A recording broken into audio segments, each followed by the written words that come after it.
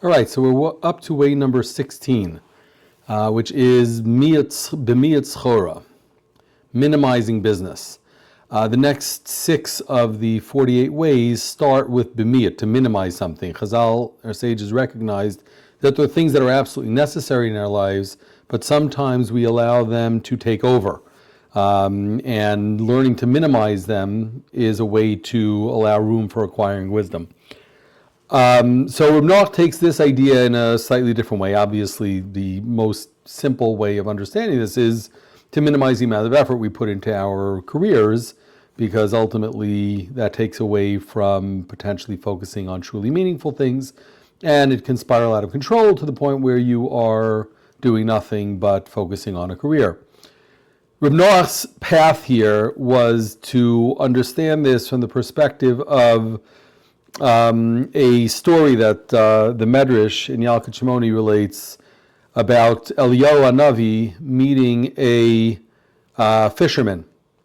And he asks the fisherman, do you study Torah? And the fisherman says, I'm just a simple man. I'm not endowed with any real intelligence or talent. I can't understand the Torah. So, I don't really learn much of it. So Eliyahu looks at him and says, so how do you prepare your fishing nets? So he says, well, first I have to select the correct gauge of rope, and then I weave the net in a particular pattern to have the right balance of strength and flexibility. It's really quite complicated, a very exact science. And Eliyahu continues, so how do you go about actually catching the fish? He says, that's very complex. There are many factors: the season of the year, the time of the day, the type of fish, their location. I have to account for water depth and temperature and speed of current. I spent years studying and mastering these techniques, and I'm now able to earn a good living from fishing. Very impressive, says Eliyahu. You really know your business. Tell me, who gave you all this understanding? The fisherman looks at him. The Almighty, of course, God. So if the Almighty, says Eliyahu, gave you this intelligence to fish, then surely He would give you the intelligence you need to learn His Torah. So recognizing the piercing truth of Eliyahu's statement, the fisherman burst out crying. So Eliyahu said to him, my son, don't be so distraught. Every one of us walking on the face of the earth has the exact same excuse, but it's our own actions that will testify against us. So we all feel that if the Almighty will only give us more capability, more money, more smarts, more time, right, we would be able to devote it to the truly important things in life, when Hashem is really going to look at us and say, I gave you a lot of talents, but you didn't use them for the right things.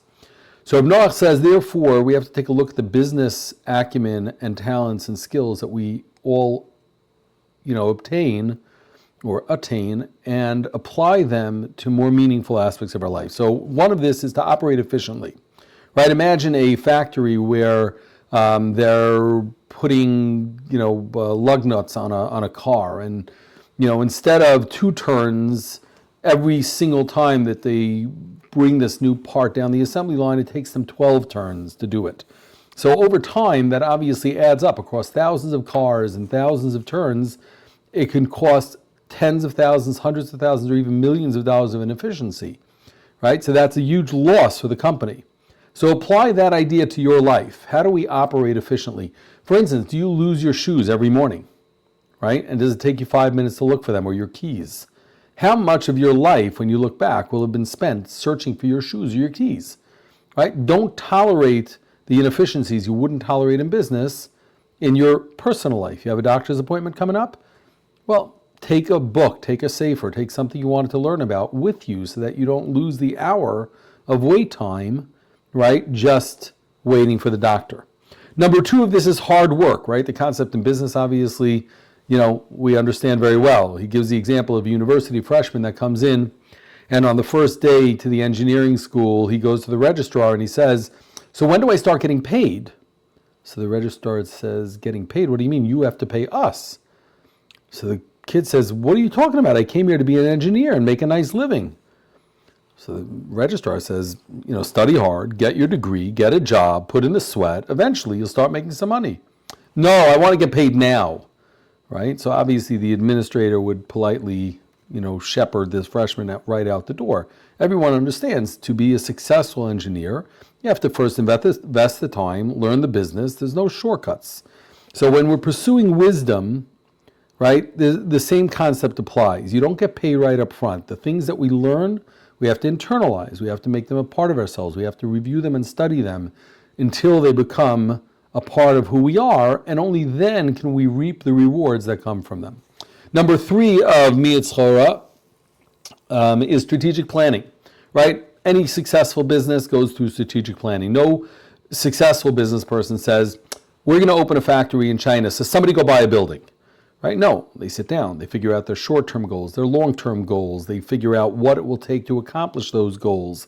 They do a variety of research on crucial issues, the labor market, taxes, target market, shipping, all the costs associated with it, all the potential possibilities of how it will work. They do planning, right? So effective living requires effective planning, because if you don't know your destination, you'll certainly never get there. So what are in your life, your long-term goals, your short-term goals? Where do you want to be from a human perspective in 5 years from now? What's the 1-year plan to get you to the 5-year ultimate goal, right? How do you define success?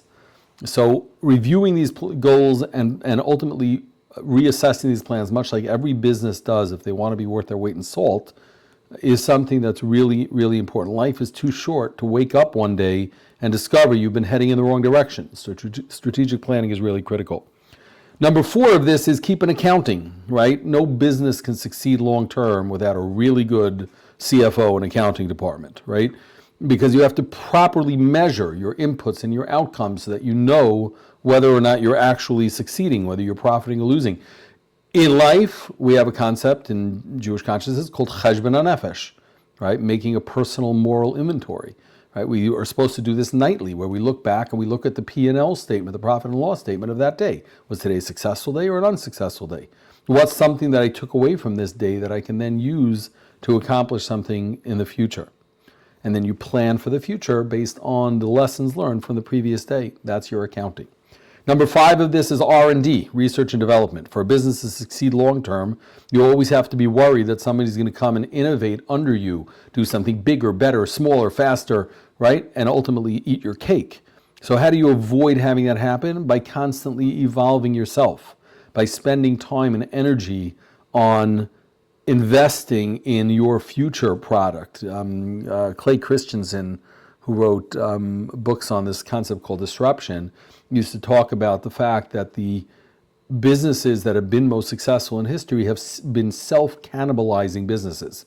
Businesses where they weren't afraid to compete with themselves to win, to create the better, the next, the greater product, even if it meant putting current business significantly at risk. So in life, you may think you have it all, a strong marriage, wonderful children, a thriving business. Don't be complacent. How can you achieve deeper pleasure, greater creativity? Is there more that you can do to help a community, to help your kids? What are you curious about? What are you learning? Again, self-cannibalize. Assume that what is now can't always last unless you continue to elevate yourself.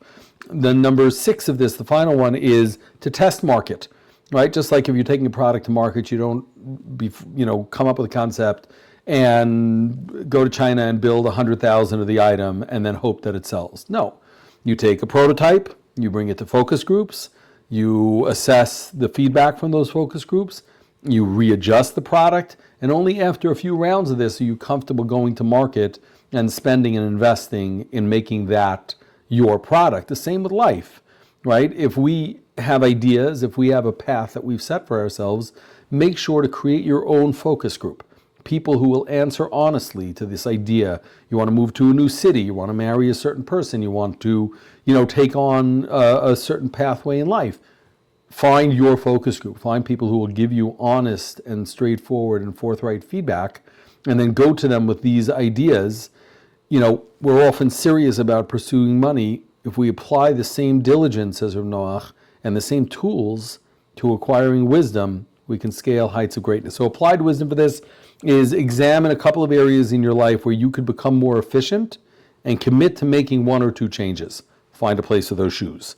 Okay. Number 2 is do this light because it's difficult to do heavy. Write a mission statement for what you want to look like from a wisdom, life, religion perspective 5 years hence.